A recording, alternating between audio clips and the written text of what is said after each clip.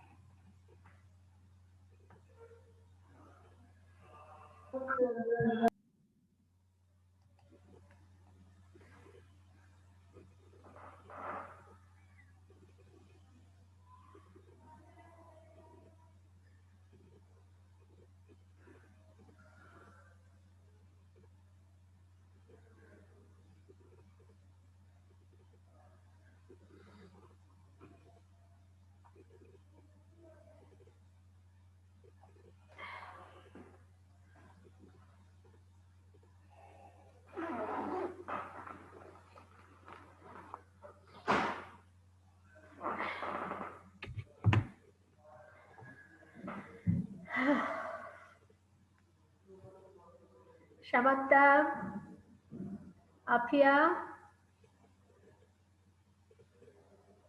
শুনতে পাচ্ছ আমাকে? ম্যাম আসসালামু আলাইকুম। ওয়ালাইকুম আসসালাম। কেমন? আসসালামু আলাইকুম ম্যাম। তোমরা কেমন আছো সবাই? ম্যাম ভালো আছি ম্যাম। আচ্ছা, ঠিক আছে। বলছি যে আমরা আজকে আমাদের সিলেবাস অনুযায়ী যে কবিতাটা আমরা আজকে আলোচনা করব, সেই কবিতাটার নাম হলো কি আশা। তো সিকান্দার আবু জাফরের। তো তোমরা সবাই আশা কবিতাটা বের করো।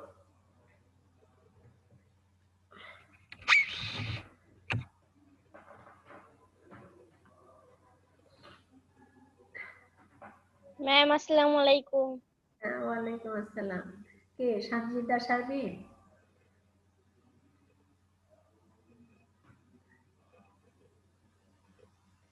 তোমরা কি সবাই আশা কবিতা খুঁজে পেয়েছো?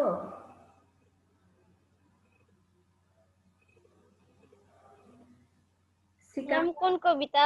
আশা, আশা, সিকান্দার আবু জাফরের আশা কবিতা।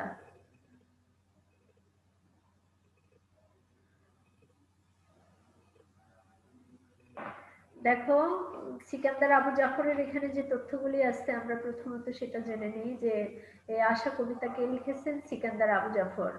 সিকান্দার আবু জাফর 1919 সালের 19 মার্চ, বলছি 1919 সালের 19 মার্চ খুলনা জেলার তেঁতুলিয়া গ্রামে জন্মগ্রহণ করেছেন। তিনি যখন জন্মগ্রহণ করেছিলেন সেটা কি ছিল? জেলাটা খুলনা ছিল, কিন্তু এখন সেটা কি সাতক্ষীরা জেলার অন্তর্ভুক্ত। আমাদের বইয়ে যেহেতু কি আছে, খুলনা জেলা আছে, তোমরা খুলনা জেলায় কি করবে, যে পড়বে বা ওটাই জেনে রাখবে। এরপরে বলা আছে যে তার পিতার নাম সৈয়দ হাশেমি, পেশায় একজন কৃষিজীবী, ব্যবসায়ী ছিলেন। কৃষির সাথেও জড়িত ছিলেন এবং সাথে তিনি ব্যবসাও করতেন। আর সিকান্দার আবু জাফর কি আমরা উনি 1936 সালে তালাবিদে ইনস্টিটিউট থেকে ম্যাট্রিক পাস করেছেন। তার মানে কি তার সেই খুলনার যে তালাবিদে ইনস্টিটিউট আছে সেখান থেকে এইচএসসি পাস করেছেন এবং কলকাতার রিপন কলেজ থেকে পাস করেছেন। আর কর্মজীবনে তিনি ছিলেন সাংবাদিক ছিলেন। বলছে যে যখন কি হলো যে 1947 সালে দেশ বিভাগ হলো, উনি তো কলকাতাতে ছিলেন। 1947 সালে দেশ বিভাগের পরে উনি কি করলেন? 1950 সালে ঢাকায় আসেন এবং ঢাকায় এসে তিনি স্থায়ীভাবে বসবাস করা শুরু করেন। আমরা দেখতে পাচ্ছি যে যেহেতু উনি কি একজন সাংবাদিক ছিলেন, তাহলে সেই কারণে বিভিন্ন পত্রিকার সাথে তার যে সংযোগ ঘটবে এটাই স্বাভাবিক। তো এখানে কিন্তু বলা আছে যে তিনি চাকরি নিয়েছেন, সেই চাকরির শুরু থেকে দৈনিক ইত্তেফাক, দৈনিক মিল্লাত, তারপরে মাসিক সমকাল। এই মাসিক সমকালে তিনি 1959 থেকে 1970 পর্যন্ত এই পত্রিকায় তিনি কি করেছেন? সাংবাদিকতা করেছেন, 1959 থেকে 1970 পর্যন্ত। তারপরে বাংলাদেশের যে আন্দোলনগুলি ছিল, এই আন্দোলনের সবচেয়ে যেটা বড় মনে করো যে 6 দফা, যেটাকে বাঙালির মুক্তির সনদ বলা হয়। তো এই বঙ্গবন্ধুর এই 6 দফা আন্দোলনকে তিনি কিন্তু কি করেছিলেন?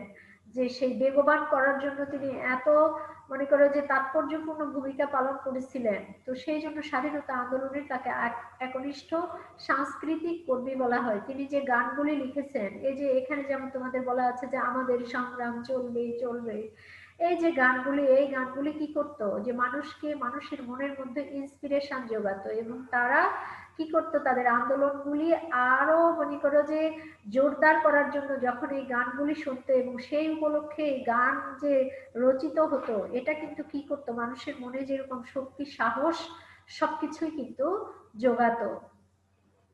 এবং আমরা দেখেছি যে পাকিস্তানি সরকার কি করেছিল যে রবীন্দ্রসঙ্গীত বলেছিল যে রেডিও টিভিতে কোথাও কোনো রবীন্দ্রসঙ্গীত বাজানো যাবে না, কারণ সেটা হলো কি হিন্দুয়ানি গান, ওটা আমাদের ইসলাম ধর্মে জায়েজ নয়, এরকম একটা তারা ধর্মীয় একটা মনে করো যে ফতোয়া দিয়েছিল। তো সেই সময়েও কিন্তু এই সিকান্দার আবু জাফর তিনি অত্যন্ত গুরুত্বপূর্ণ ভূমিকা পালন করেছেন এবং তার একদম মানে জোরালো প্রতিবাদ যাকে বলে সেই প্রতিবাদ তিনি জানিয়েছিলেন।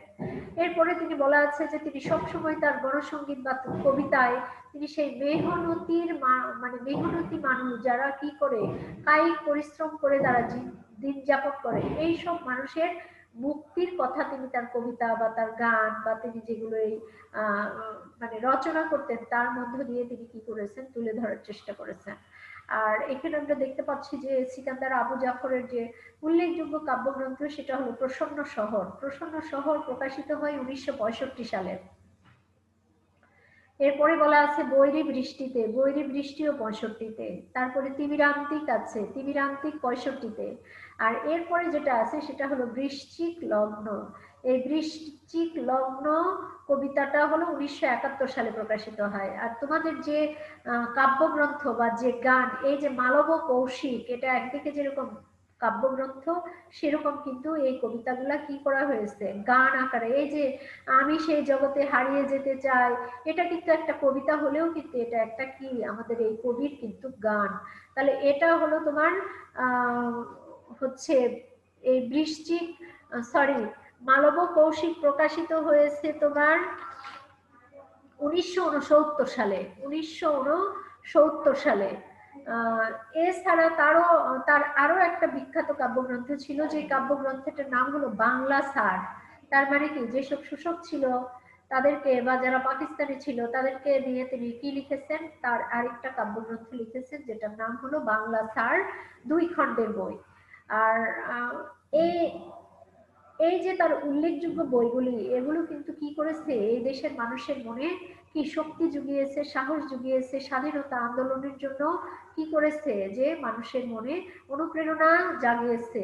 এবং তিনি সেই সব শ্রমজীবী বা যেসব মানুষ মেহনতি সেই সব মানুষের পক্ষে তিনি তাদেরকে অনুপ্রেরণা দিয়ে দিয়ে কিন্তু তার সাহিত্যকর্ম তিনি রচনা করেছেন।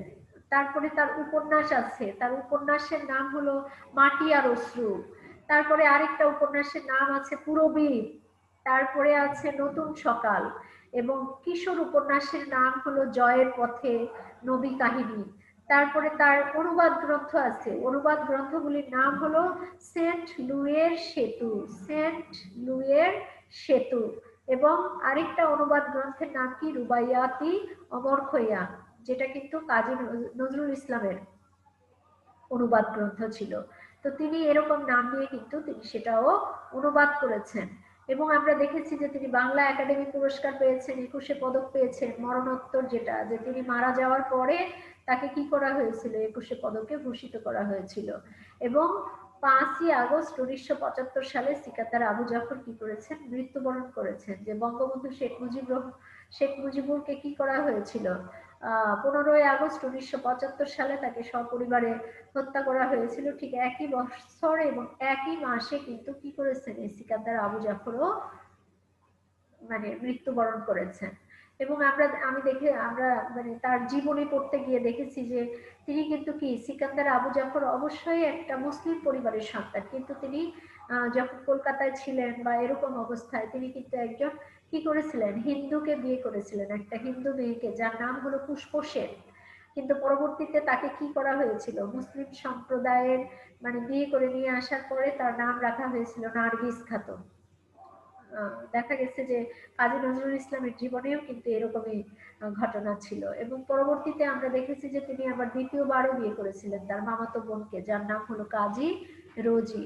তো যাই হোক, বলতে গেলে তো অনেক কথাই বলতে হয়। তাহলে কিন্তু আমরা সিকান্দার আবু জাফরের যাবতীয় যে তথ্যগুলি আছে মোটামুটি পরীক্ষায় বসতে গেলে বা পরীক্ষায় ভালো করতে হলে যে যে তথ্যগুলি আমাদের জানা দরকার, আমি কিন্তু মোটামুটি তোমাদেরকে সবই কি করলাম যে বলে দিলাম। তাহলে এগুলা তোমরা কি করবে, যে যেগুলো তো বইয়ে আছে সেগুলো তো পড়বেই, এবং বইয়ের বাইরে যে তথ্যগুলো আমি বলে দিলাম সেগুলো তোমরা মনে রাখবে।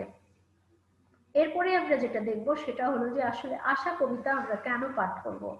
আশা কবিতা পাঠ করার পরে এখান থেকে আসলে আমরা কি শিখবো বা এখান থেকে আমরা কি অর্জন করব।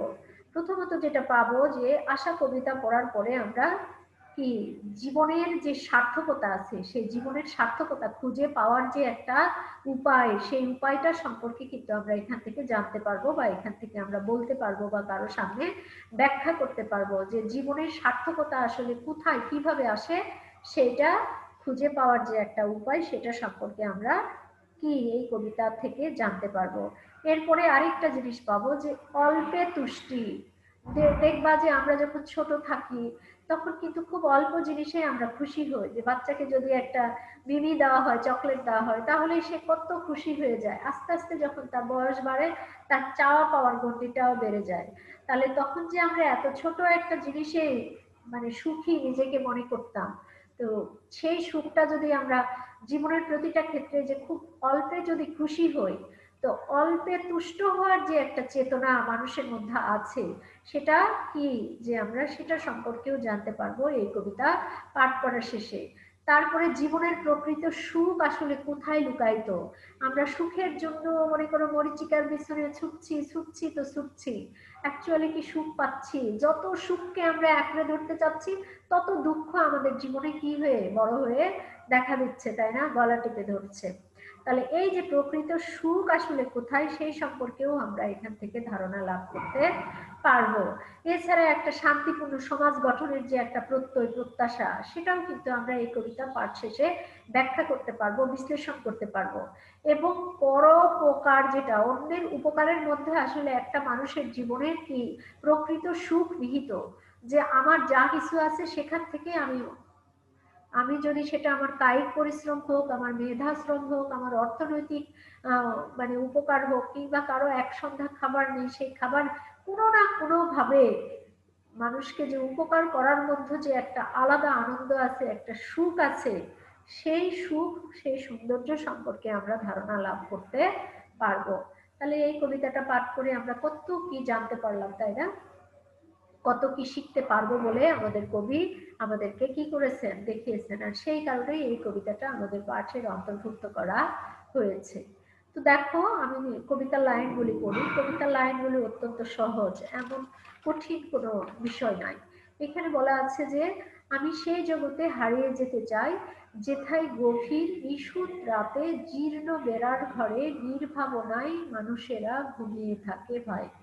তার মানে কি, যে কবি প্রথমত কি করেছেন, তার প্রত্যয় ব্যক্ত করেছেন, তিনি প্রত্যাশা করেছেন যে কবি এমন একটা জগতে হারিয়ে যেতে চান যে যেখানে গভীর রাত্রে নিশুথি, মনে করো যে সব মানুষ শুনশান ঘুমায় আছে, সেখানে জীর্ণ, জীর্ণ মানে কি একদম মনে করো যে ভাঙা চোরা বা কোনো রকমের জোড়া তালি দিয়ে একটা মনে করো যে কি প্রোটেকশন তৈরি করা হয়েছে, এইরকম একটা বেড়ার ঘরে তিনি চিন্তা ভাবনাহীন, কোনো দুর্ভাবনা নাই, কোনো চিন্তা নাই, কোনো হতাশা নাই, কোনো দুর্দশাগ্রস্ত মানসিক অবস্থা নাই, এরকম অবস্থায় তিনি কি করেছেন যে যে জায়গাগুলোতে এ ধরনের মানুষগুলি ঘুমিয়ে থাকে, কবি সেরকম একটা জগতে নিজে কি করেছেন, হারিয়ে যেতে চেয়েছেন। তিনি এরকম একটা জগৎ প্রত্যাশা করেছেন যে যেখানে কবি কি করবেন, সেখানেই থাকবেন। তারপরে বলা আছে দেখো, যেথায় লোকে সোনার উপায় পাহাড় জমায় না। তার মানে কি, এমন একটা জায়গাতে কবি হারিয়ে যেতে চেয়েছেন যে যেখানে এখানে সোনা রূপা বলতে কি বিত্ত বৈভব যেটাকে বোঝানো হয়েছে। এই কয়েকদিন আগে দেখলাম যে যে একজন কি ছিল, ওনার নাম আমি ভুলে গেছি, যে মুদি দোকানদার ছিল, সে মুদি দোকানদার এখন 1,500 কোটি টাকার মালিক, এবং তার ঘরে তার বাড়ি যখন সার্চ করা হয়েছে সেখানে একদম মনে করো যে তার গচ্ছিত 600 ভরি স্বর্ণালঙ্কার পাওয়া গেছে, মনে করো যে 3 কোটি টাকা দামের দুটো গাড়ি পাওয়া গেছে, এরকম অনেক মালামাল মনে করো পাওয়া গেছে। তাহলে এই যে বিত্ত বৈভব, তাহলে এই বিত্ত বৈভব বা এরকম সোনা রূপা দিয়ে যারা কি করে না, মানে পাহাড় জমায় না, তো কবি কি করেছেন যে সেরকম একটা জগতে তিনি হারিয়ে যেতে চেয়েছেন।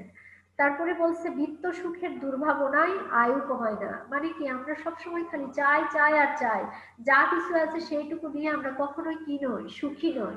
মনে হয় অন্যেরটা দেখলে ওটাই আমাদের কাছে বেশি আকর্ষণীয় মনে হয়, যে আমারটা আসলে খুবই নগণ্য, বা আমারটা খুবই ছোট, আমারটা ভালো নয়, অন্য যে যেটা নিচ্ছে যে যেটা করছে ওটাই যেন আমার কাছে মানে বেশি কি আকর্ষণীয়, এবং পাওয়ার জন্য আমি কি হয়ে উঠছি, লোভী হয়ে উঠছি, একটা লোভনীয় মনে করো যে মানসিকতা আমার কাজ করছে।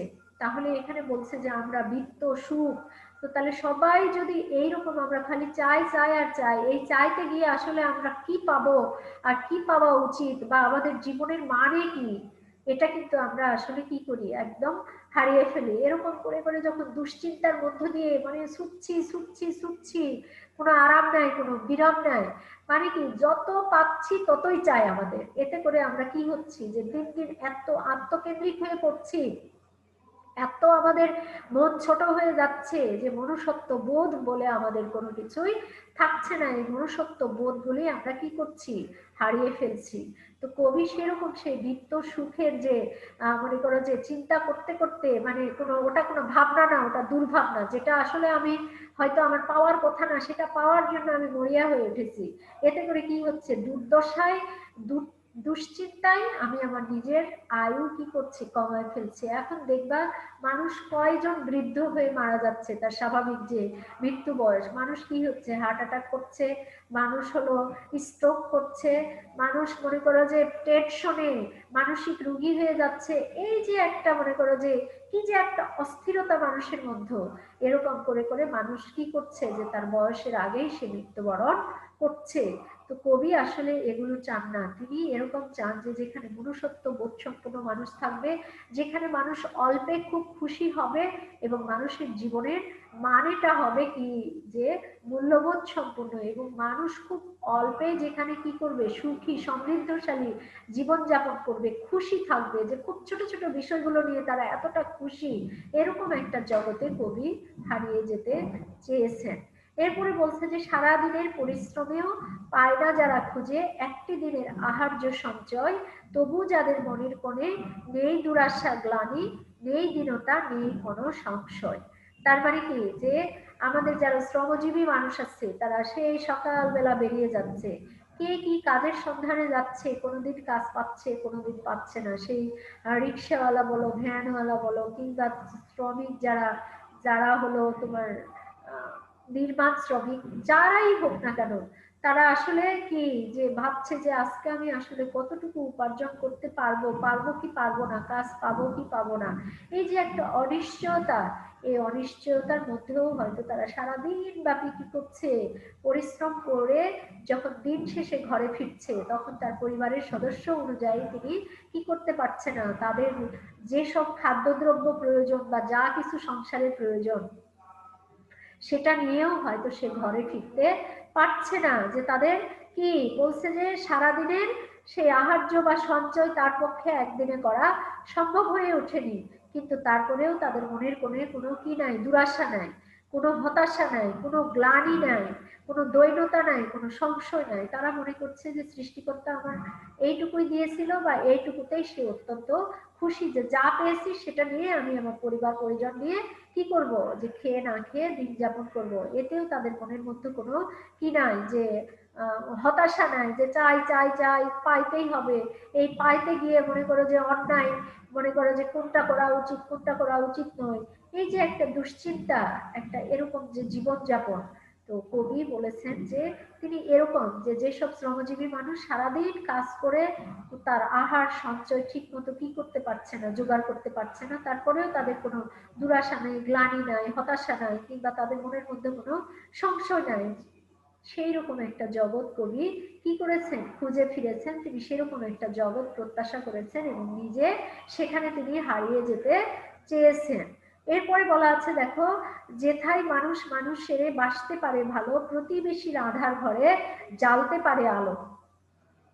তো তার মানে কি, যে কবি এরকম জায়গায় কি করতে চেয়েছেন, হারিয়ে যেতে চেয়েছেন, যে মানুষের মধ্যে মানুষের কি থাকবে, একটা ভালোবাসার সম্পর্ক থাকবে, যে একে অপরের প্রতি একটা কি থাকবে, সহানুভূতি থাকবে, একটা সফটনেস থাকবে, যে আমার প্রতিবেশী ঠিক আছে, যে ও আজকে ভালো করে রান্না খাওয়া করতে পারছে না, বা ওর আজকের খাবার নাই, তাহলে আমার যদি তাদের চাইতে বেশি কিছু থাকে, তাহলে আমি কি করতে পারি, তাদের দুঃখ দুর্দশা কিন্তু দূর করতে পারি। এতে কি করতে হবে, আমার মানসিকতাটার পরিবর্তন করতে হবে, আমার মনের মধ্যে মনুষ্যত্ব বোধ জাগ্রত করতে হবে, যে আমি খেয়ে আসি অথচ আমার আত্মীয় পরিজন বা আমার প্রতিবেশী তারা একদম না খেয়ে আসে, তাহলে তাদের যদি সেই অন্ধকার ঘর, এখানে কবি এই অর্থে বুঝিয়েছেন যে তাদের সেই দুঃখ দুর্দশার দিকটাকে তিনি অন্ধকার বলেছেন। তো বলছে যে তাদের সেই অন্ধকার ঘরে যদি আমরা তাদের মুখে হাসি ফুটায় সেই আলোটা যদি জ্বালায় দিতে পারি, তাহলে এর চেয়ে তো আসলে বড় সুখ আর কিছু হতে পারে না। তো কবি ওরকম একটা জগতে যেতে চেয়েছেন। বলছে যে সেই জগতের কান্না হাসির অন্তরালে ভাই আমি হারিয়ে যেতে চাই, যে যেখানে মানুষের সুখ দুঃখ, মানুষের জীবনে কি, যে একটা এটা একটা সবসময় মানুষকে আষ্টে পৃষ্ঠে জড়িয়ে আছে, যে যেরকম শুধুমাত্র দিন থাকলে অন্ধকার, কিংবা অন্ধকার থাকলে আলো, দুটা যেরকম কি একটার সাথে অপরটার যে একটা পারস্পরিক সম্পর্ক আছে, যে একটাকে ছাড়া আরেকটা আসলে মূল্যহীন। তো এরকমই মানুষের জীবনে সুখ যেরকম থাকবে, মানুষের জীবনে দুঃখ থাকবে, হতাশা থাকবে, গ্লানি থাকবে, সেগুলো ওভারকাম করে আমাদের যেটুকু আছে সেইটুকু নিয়েই যদি আমরা সুখী সমৃদ্ধশালী জীবন যাপন করি, তাহলে কিন্তু এর চেয়ে বড় সুখ আর পৃথিবীতে কিছু নাই। কিন্তু শুধু চাই চাই চাই, নাই নাই নাই, খাই খাই খাই, এরকম করে যদি সবসময় যদি একটা, যেটা আমার আসলে অর্জন করা সম্ভব নয়, সেটার পিছনে যদি শুধু ছুটে বেড়াই, তখন কি হবে, আমার জীবনে শুধু ব্যর্থতা, হতাশা, গ্লানি, এগুলো ছাড়া আসলে আমি আর কিছুই পাবো না।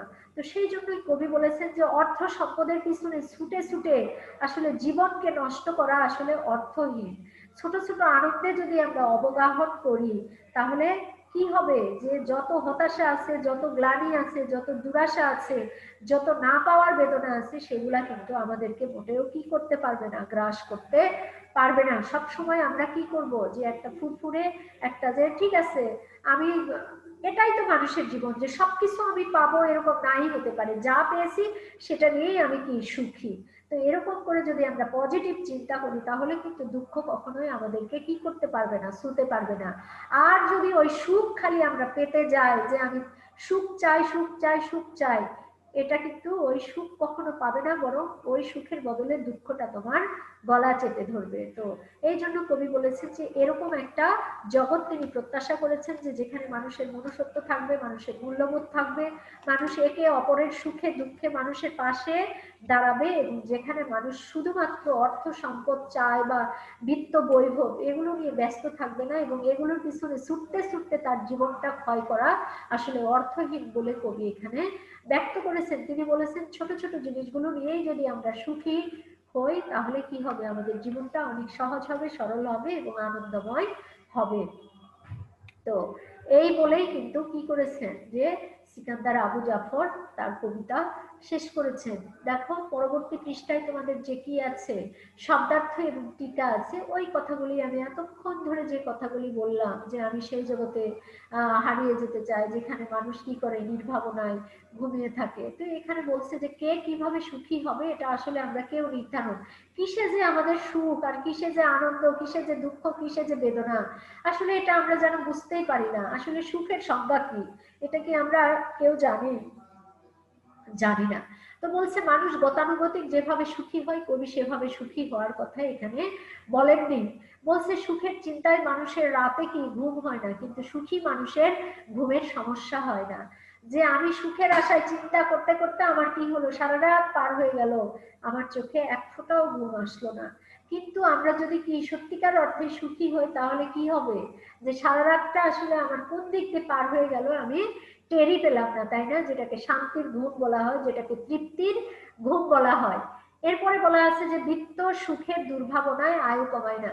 বলছে যে সমাজের বেশিরভাগ মানুষ কি করে টাকা পয়সা ও সম্পদের লোভে মনে করো যে তারা তাদের মানে সারাটা দিন মানে সামগ্রিক চিন্তায় তারা ওই চিন্তা করে যে কি করে আমার টাকা পয়সা উপার্জন হবে, কি করে আমি সম্পদের মালিক হব, কি করে আমার এই থাকবে ওই থাকবে, বা এতে করে আমি কাঠটা মেরে খাবো, ধরে খাবো, কাঠটা কেড়ে নিব, কার প্রতি অন্যায় করব, এগুলো তখন মানুষের আর হিতাহিত জ্ঞান থাকে না। তারপরে বলছে যে এতে সুখ হারাম হয়ে যায়, জীবন হয় যন্ত্রণাময়।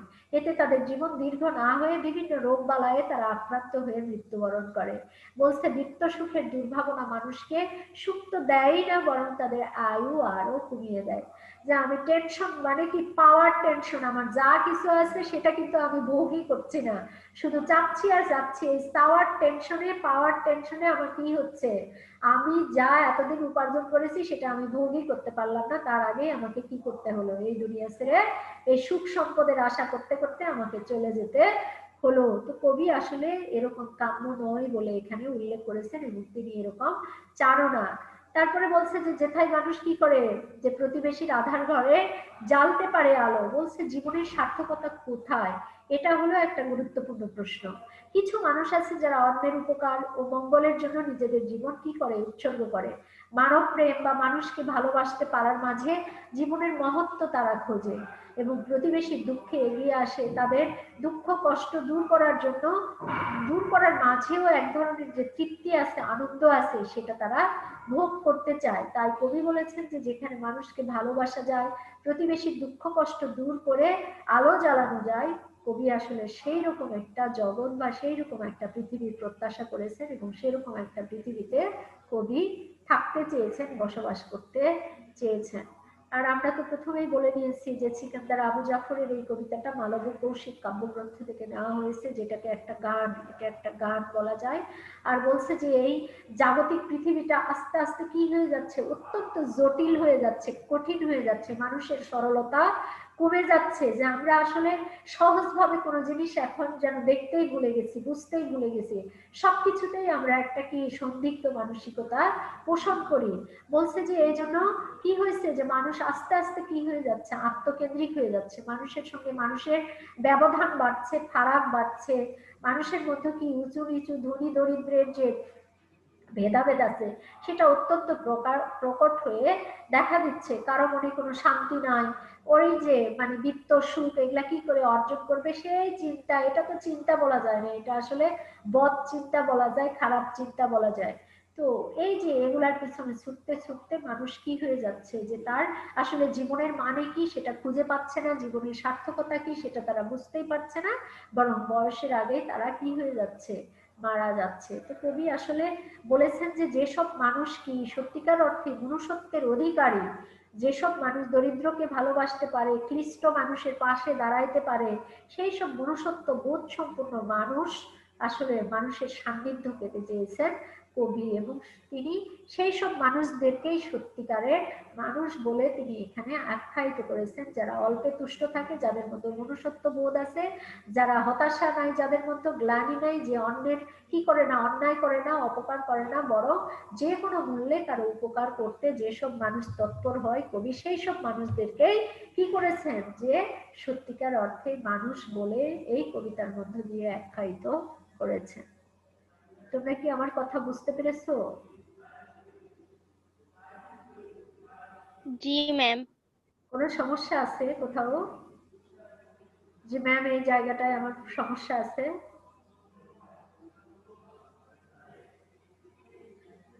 আছে? কারো কোনো প্রশ্ন আছে? না ম্যাম। তাহলে তোমরা আমি যেরকম করে বললাম তোমরা এরকম করে সুন্দর করে কবিতার লাইনগুলি একদম পড়ে পড়ে কি করবে, যে শব্দার্থগুলো খুব ভালো করে রপ্ত করবে, পাঠ পরিচিতি পড়বে, তারপরে এর উৎস পরিচিতি যে কোথায় থেকে আসলে নেওয়া হয়েছে, এবং কবির যে জীবনীটা বললাম সেগুলো তোমরা যে অতিরিক্ত তথ্যগুলো দিয়েছি এগুলোও কি করবে, খুব সুন্দর করে বাসায় পড়বে। আর সবচেয়ে বড় যেটা সেটা হলো শিখন ফল, যে তোমাদের যে পাবলিক পরীক্ষাগুলি হয় দেখা যায় যে সেখানে যে সৃজনশীল প্রশ্নগুলি তোমাদের থাকে, সবকিছু কিন্তু মোটামুটি ওই শিখন ফলের উপরেই তোমাদের প্রশ্নগুলি হয়ে থাকে। তো সেই জন্য আমরা আমাদের বাংলা বইয়ে কিন্তু শিখন ফল নেই, কিন্তু আমরা পড়তে গেলেই বুঝতে পারি যে আসলে এই কবিতাটা কি বিষয় নিয়ে লিখিত বা এই গদ্যটার মধ্যে কি বিষয় অন্তর্ভুক্ত আছে এগুলো কিন্তু আমরা বুঝতে পারি। অতএব সেই শিখন ফলটা কিন্তু আমরা নিজেরাই কি করতে পারি, যে বের করে নিয়ে আসতে পারি, যে এই কবিতাটা পাঠ শেষে আমি এটা এটা এটা সম্পর্কে জানতে পারলাম, এটা বুঝতে পারলাম, এটা আমি ব্যাখ্যা করতে পারবো, এই অংশটা আমি বিশ্লেষণ করতে পারবো। এই জিনিসগুলোর উপরেই কিন্তু তোমাদের সৃজনশীল প্রশ্ন হয়ে থাকে। তো ঠিক আছে বাবা, আগামী ক্লাসে আবার তোমাদের সঙ্গে দেখা হবে। সেই পর্যন্ত তোমরা সবাই সুস্থ থাকো, ভালো থাকো। আল্লাহ হাফিজ। ম্যাম ম্যাম আসসালামু আসসালামু আলাইকুম। ওয়ালাইকুম আসসালাম। আর ম্যাম আসসালামু আলাইকুম। 17 জন কেন, কি সবার কি পড়ালেখা আসসালামু আলাইকুম। শেষ হয়ে গেছে? সবাই কেন তোমরা ক্লাস করছো না?